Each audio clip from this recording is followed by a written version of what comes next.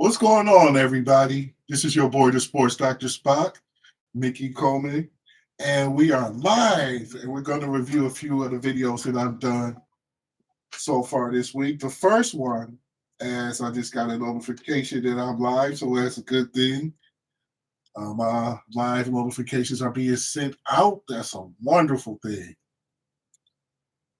So we're going to get into a few of the videos I did last week. First, we're going to talk about when mail goes missing. Cobb County postal worker arrested for, I guess, stealing gift cards or whatever. I forget. I do the videos and I just kind of forget them. So like sometimes it's funny. I might get a comment on them and the video be a couple months old. I have to watch the video again and know what they talked about because I do so many videos. I do about 3 videos a week, and I'm trying to do a live stream once a week to review those videos. So, and I have countless shorts. I've only been on YouTube a little bit more than a year. I have over 500 videos, so I'm active. I enjoy doing this. I have 3 channels. Only one channel really has a niche. A certain niche. Like I pretty much on my other 2 channels, the bigger 2, I do urban culture, sports, and news. And that's pretty much what we're going to get today. We're going to talk a little bit about the death of Rob Reiner and his wife. And we're going to talk about the big fight between Jake Paul and former world heavyweight champion Anthony Joshua. But first, we're going to get into the Christmas season. And a lot of people are sending out mail to their loved ones. You might want to send out gift cards to your loved ones, maybe your grandkids or your nieces and nephews that might live out of state or, across the state or, people that you might not be able to see right away. It is Christmas. So without any further wait, we're going to get into what happens when this mail goes missing. So take it away, I guess, Mick. Discussion about this. What are some things? How does this sound on TikTok? Let me move this by the mic. Like this from happening. Maybe somebody. Hold on. Of course, it's It's a shock to learn that numerous open Greek. What's going on, everybody? It's your boy, the Sports Dr. Spock, Mickey Coleman, and we're going to go down to County, Georgia, where a postal worker has been arrested. Let's see what's going on here. Postal employee arrested for stealing mail. The woman worked at a Cobb County post office. Fox 9 Denise Dillon is live in Cobb County tonight. Denise, how did authorities catch up with her?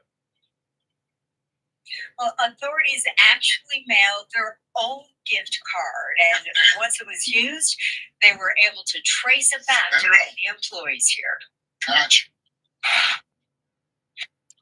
Yeah, see, they'll do that. Secret shoppers or not even secret shoppers.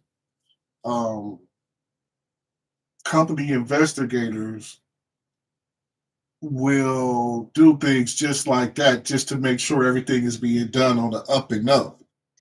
And they found out it wasn't. Not only was the company shit stolen, but many, many more. It's unbelievable. Gwen Williams is shocked to learn that numerous open greeting cards with missing gift cards were discovered at this cluster of mailboxes in her Ackworth neighborhood. According to a warrant, a letter carrier discovered the greeting cards. The cards had not yet been postmarked and were primarily addressed to residents in Marietta and Roswell. And you just trust that your mail is getting picked up and being delivered, and you just don't think second thoughts about it. Cobb County police say there were a number of thefts between October 2nd and December 11th. Envelopes containing greeting cards. Thank you for the follow. And DJ X-Ray. And some of those contained cash and or gift cards. The post office actually recommends that you don't send cash or gift cards through the mail. I'll follow you back soon as this live is done, DJ X-Ray. Appreciate that. Your mail goes through so many hands before it gets from one person to another, and also machines. So you might miss the sticky finger person, but might get caught up with the person that with a machine that malfunctions and it may tear your property up. They will tell you if you ever go inside of the post office to mail something, no matter how you mail it, certified, registered, priority express, they really recommend, now they'll do it for you, but they strongly recommend that you do not put cash through the mail for some of the reasons I said there. You might, first of all, mail touches so many different hands by the time you mail it off to when it actually gets back to the person you get to. It is a small chance that you might run into somebody with sticky fingers, but not just that. A lot of mail gets ran through machines, and sometimes those machines might mess your mail up. So that's why the post office strongly recommends that you don't mail cash or send cash or gift cards through the mail. They recommend you don't send valuables through the mail for those reasons. During a joint investigation between Cobb PD and the Postal Service, officials learned that this woman, Isis Hinson, who lives in the Ackworth neighborhood, works at the Marietta East Cobb Post Office. Court documents show special agents used an integrity test envelope containing a $10 Walmart gift card and put it in the mail slot inside. So it sounds to me that this isn't a mail carrier. This is somebody that works inside of the post office, probably going through ongoing mail, sees postcards, see mail addressed to grandma or grandkids from grandma. She might be opening them up and getting them gift cards. Yeah, because at first I thought it was a mail carrier, but as I listened to the video, I realized that it wasn't a mail carrier. Now, it was a mail carrier that found everything. Yeah, it was a mail carrier that found missing envelopes or whatever, but it was somebody that worked inside the post office. See, a lot of people think you give your mail to the mail carrier and that's pretty much it. But no, a lot of people touch your mail by the time you give it to the mail carrier and it ends up where you need it to be. Works. Investigators worked with Walmart and determined Isis Hinson used the gift card to buy an Apple iPad and several Apple subscriptions. When confronted by investigators, the warrant shows she admitted to being in possession of 8 stolen gift cards taken from greeting cards delivered to the Marietta East Cobb Post Office. It also states 9 additional greeting cards were found in her vehicle. Those are just the ones she was Cobb County Jail on charges of. And those are just the ones I'm thinking she was caught with, because she was in possession of in total 17 different cards. And in total, I don't know, she had Apple subscriptions that she bought, I don't know, iPads or iPads are run around $350. So there's no telling how much money she got her hands on this Christmas. By taking and possession of stolen. And that's just this Christmas. Who knows how long she's been working for the post office? Who knows how long she's been doing this? But yeah, a lot of crimes like that, because of the time of year, a lot of theft and break-ins and stuff happen. Because everybody's under pressure to deliver for their family. And everybody wants their children and their family to have a Merry Christmas, but everybody isn't in position to give them exactly what they need. So they do things like this. Now, and being a postal worker, people actually still really trust the post office. They do. So a lot of the people around this time of year get caught doing foul stuff at the post office, just like this. So, like I said before, or Sports Dr. Spock is letting y'all know, don't mail valuables, don't mail jewelry, cash, cars, even checks through the mail. Pretty soon, people ain't even gonna know what checks is. I can't remember the last time I wrote. When the last time you wrote a check? And police recommend not sending gift cards or cash through the mail. I'll have more on that coming up at 11. Reporting live in Cobb County, Denise Dillon, Fox 5. All right, we have been warned. Denise, thanks. And Hinson is not the only postal worker who's accused of doing this. A postal worker on Long Island has been arrested for allegedly stealing mail and gift cards. New York prosecutors say they caught 35-year-old Giovanni Jameson Lewis red-handed on a surveillance camera at the Oakdale post office. She has resigned and faces several charges, including grand larceny. Throw it as hard as you want. Go on. Watching it zip away feels like it might just keep going, right? Okay. While we're talking about the fun ball there, great commercial. Thank you very much. Yeah, we'll talk about that a little later.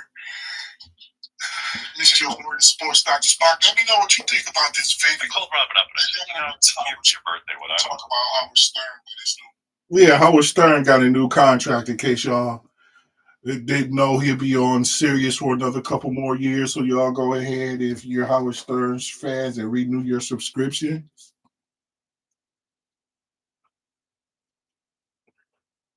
And hopefully you guys enjoy that. But what do you guys think about the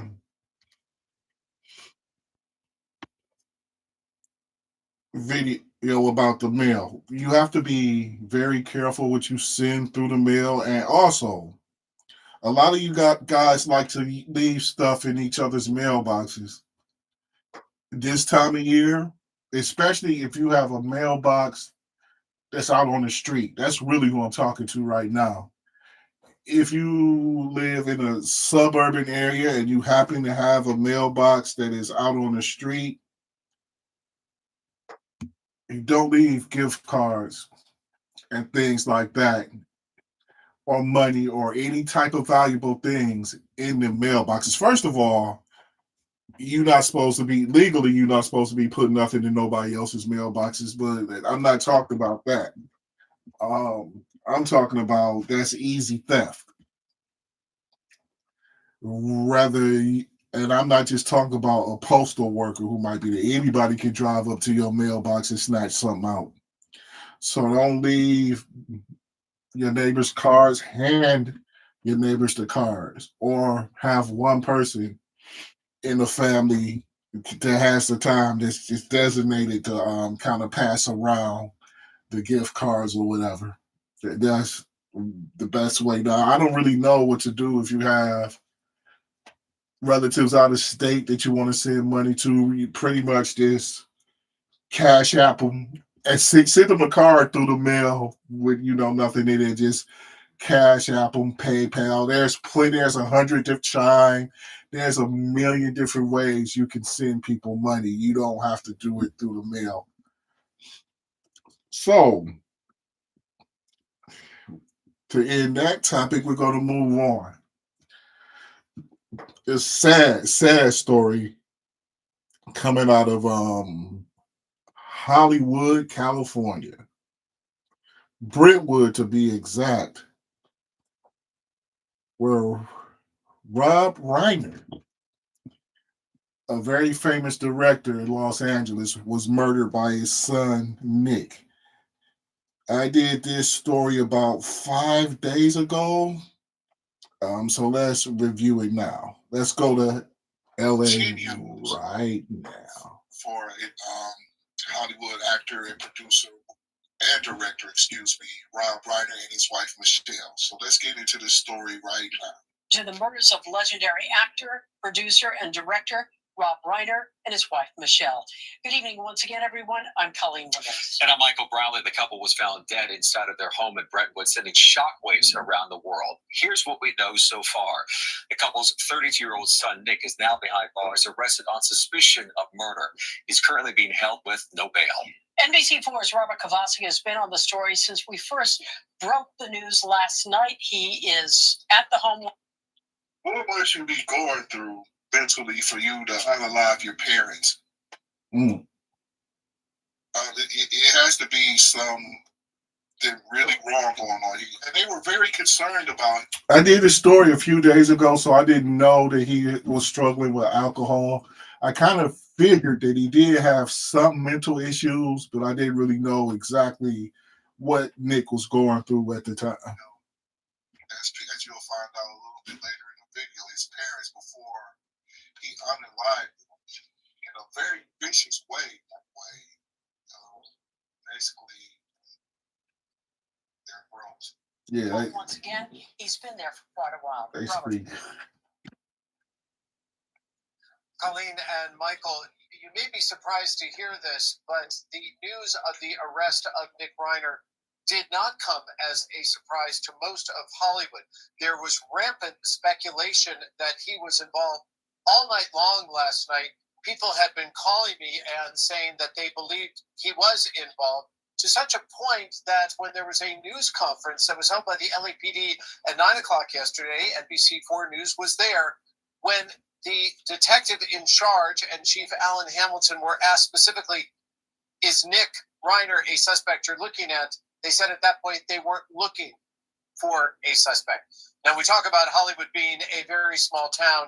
As you take a look at video and pictures of Nick Reiner and his father, Rob Reiner, we can tell you that in this small town, there was a very big party on Saturday night. That's the Conan O'Brien Christmas party on Saturday. It's an annual event, apparently very well attended. Now, throughout the day on Sunday, once news of the murders broke, people were telling me, and NBC News has confirmed otherwise, that there was a fight between a father and son there, that Nick Reiner was acting strangely, and that Rob Reiner and Michelle Reiner had apparently expressed to people at the party that they were concerned about their son. So what led to his arrest? And you may be wondering then, why wasn't it more immediate? Well, we asked the LAPD that last night. The LAPD explained to us that they needed a search warrant to enter the property after officers initially went there and discovered two bodies inside. You need another search warrant after you already saw the two bodies inside in LA? The dead bodies is probable cause to search to me, ain't it? How'd you find it? Well, here in Brentwood. When they received that search warrant, it seemed like that's how they got the green light. Here is Chief Jim McDonald earlier today. Yeah, we use search warrants to be able to further our investigation, as you know, on all of these cases. I wouldn't be in a position to talk specifically about what the object of the search warrant was, but it's a critical piece of our investigations to be able to ensure down the road of prosecution. So Nick Reiner was arrested in the Exposition, Vermont area, picked up. NBC4 investigates there. They believe that he may have taken public transportation there since he doesn't drive.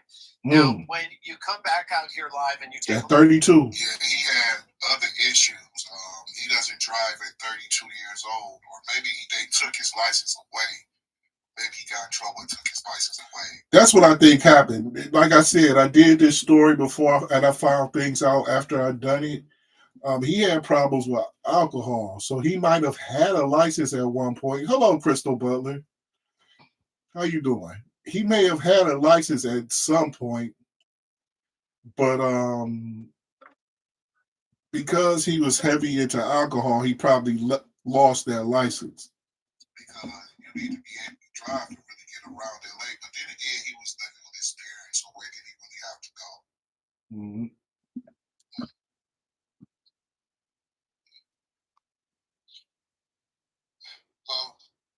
Anyway, if you guys know any bit more about this investigation or why you think somebody would kill their parents. And in case you don't know, leave a comments in the comment section. In case you don't really know, Rob Reiner, he has credits as he played Michael and Archie Bunker. All in the Family is the name of the show. It's a show that was on when I was very young, and it might have started before I was even born. It was a spinoff. The Jeffersons were a spinoff of All in the Family. He played Michael, which was the main character, Archie Bunker, who was a racist son-in-law. And Michael was very, very, very, very liberal.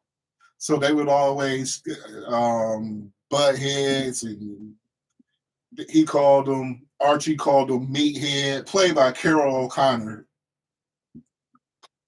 Called him Meathead all the time. And the show was pretty entertaining and funny. If you ever want to watch something old school and funny, All in the Family was funny. He also directed movies like Stand By Me, Princess Bride, and countless other hit movies. A lot of, you know what I hate?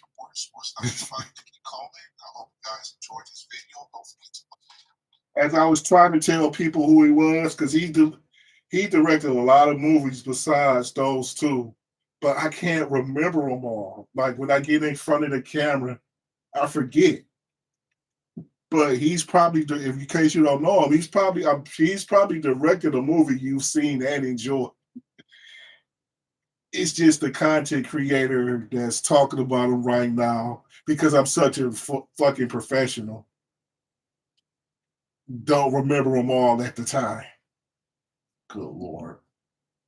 Well, what can I say? So what y'all do Friday night? I can tell you what I did. I actually watched some boxing.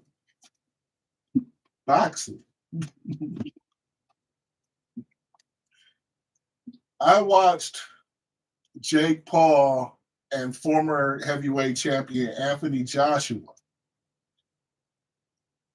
in their 8-round bout. Well, it was scheduled for 8 rounds. Friday night. And you know the one thing I noticed about Jake Paul's fights, if you're a boxing fan, now I know you might not want to watch because you may feel a certain way about about his belts. The undercards be good to the motherfucker. The women's belts, he has world-class women belt, world-class fighters, very good fighters fight on the undercards of a lot of his fights. Now it was one fight that was before that was kind of sketchy, but it ended up in an exciting knockout between Anderson Silva and Lamar Woodley, where Silva knocked out Lamar Woodley in the 2nd round. But the undercard would be very entertaining. Y'all might want to check out them undercards of these fights. If you're not really going to be into the, check out the undercards. There's going to be a fight or two that you will enjoy on the undercard, trust me. But anyway, let's get into my review of the fights.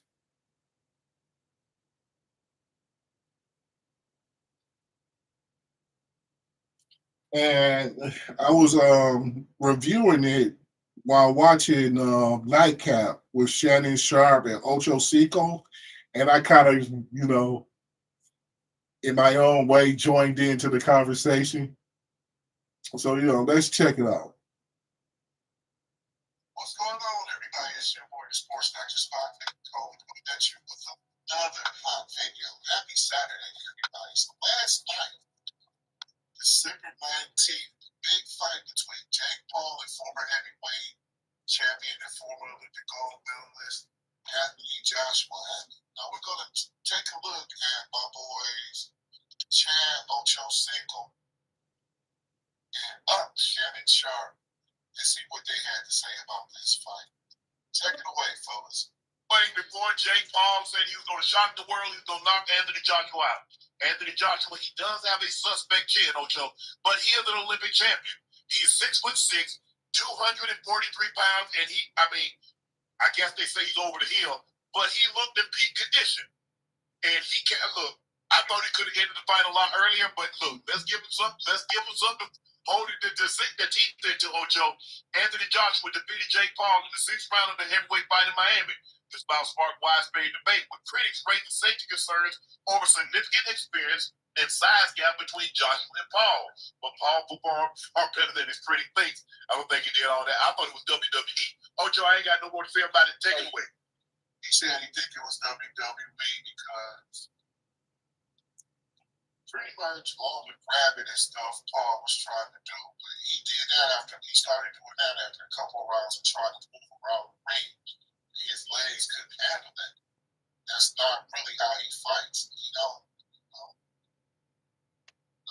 ain't constantly running like that. So I think that's why he was clinching like that. He just got tired of it. Listen, I know good well, obviously, I commend Jake Paul.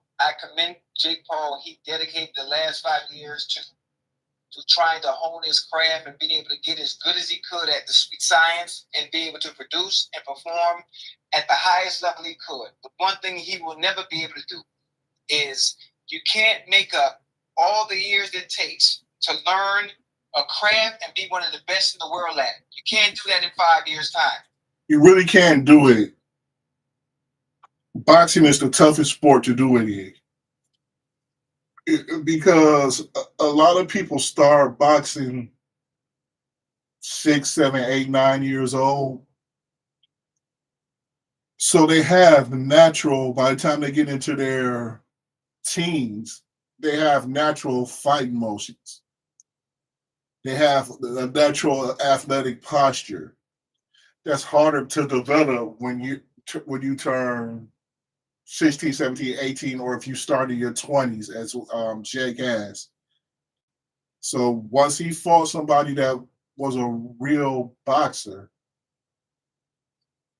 that's still in his prime, and that's actually his size or even bigger, as you guys may have seen, he had some trouble.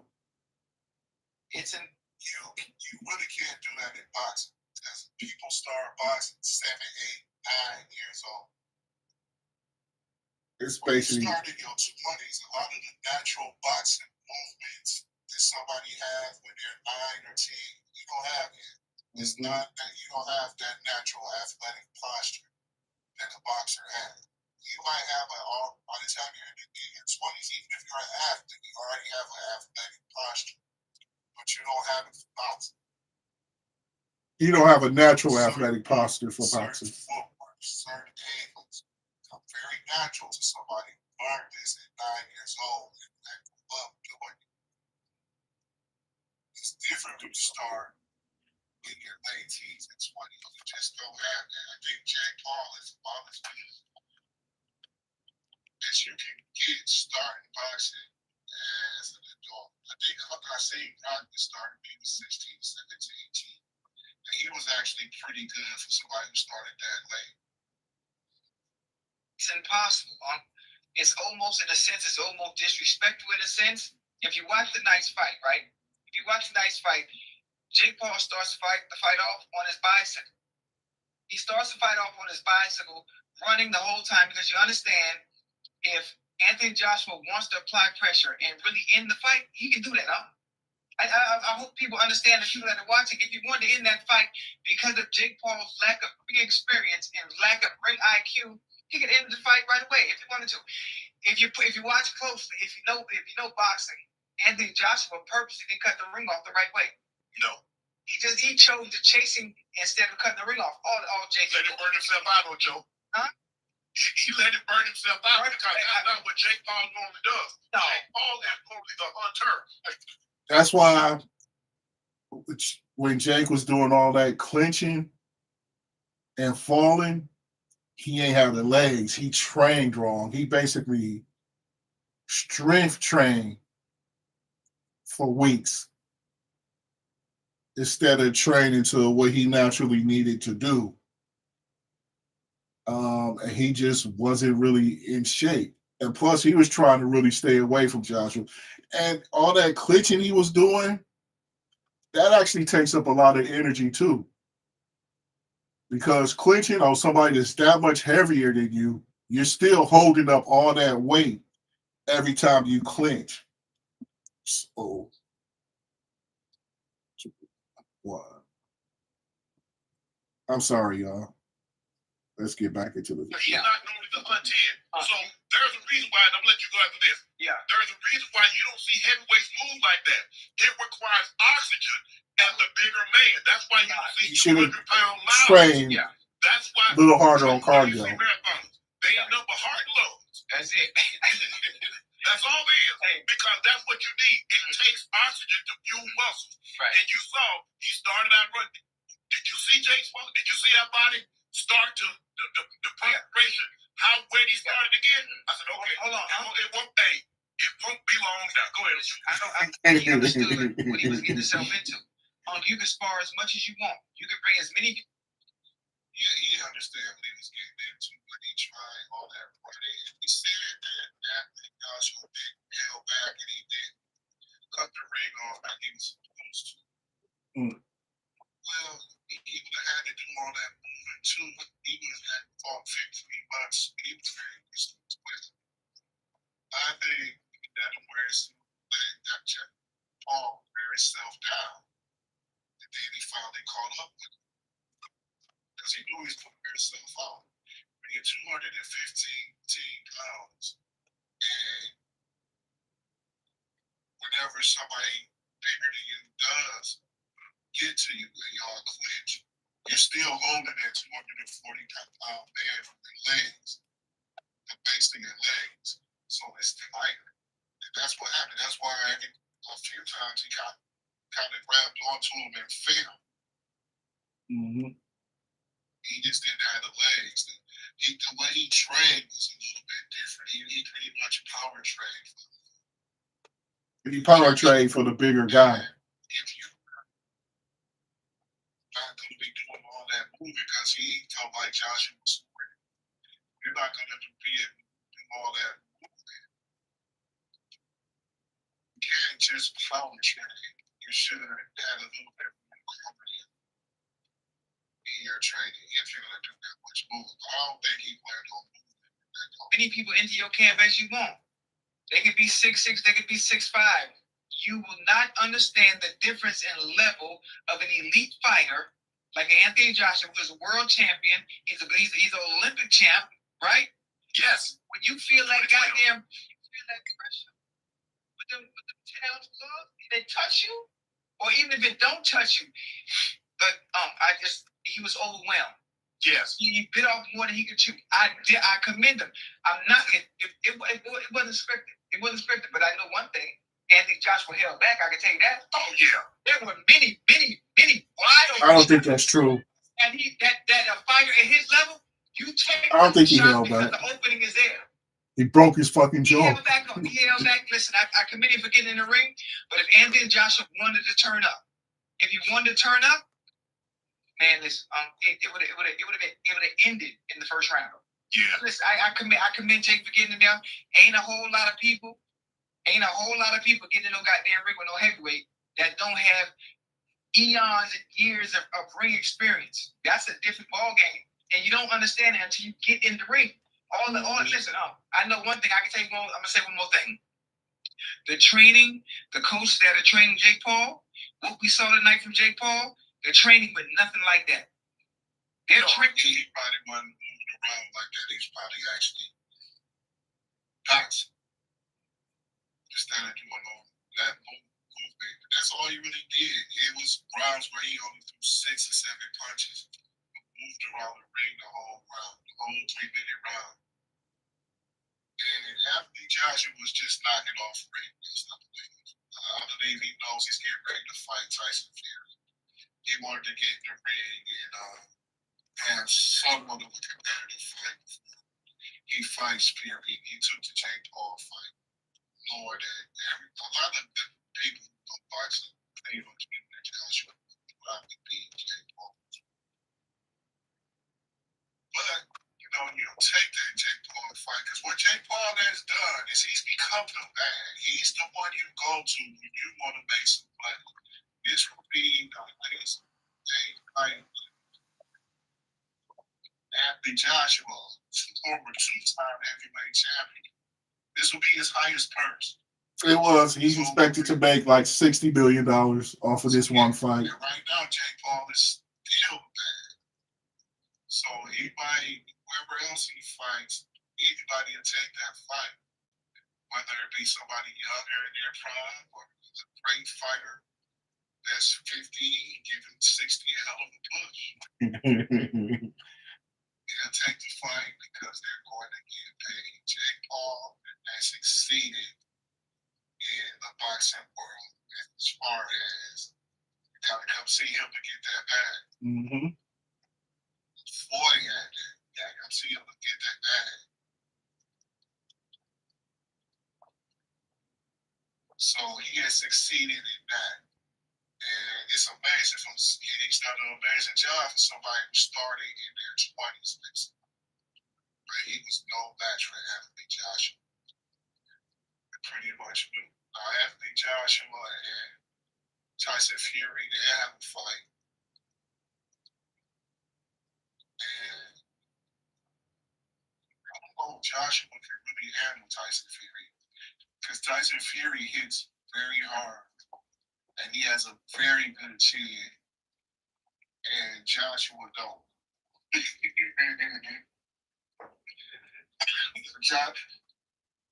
Joshua is not known for having the strongest chin in the heavyweight division. So I give that fight to Tyson Fury, even though Tyson Fury ain't what he was anymore. This is your boy, the Sports Doctor Spock, Mickey Coleman. Let me know what y'all thought. Yeah, and another thing is Joshua already had a fight that he's going to probably take a little bit more serious coming up with Tyson Fury. And Joshua hadn't fought in 15 months. So all this was to him was a very, very, very, very, very, very, very, very, very lucrative tune-up fight.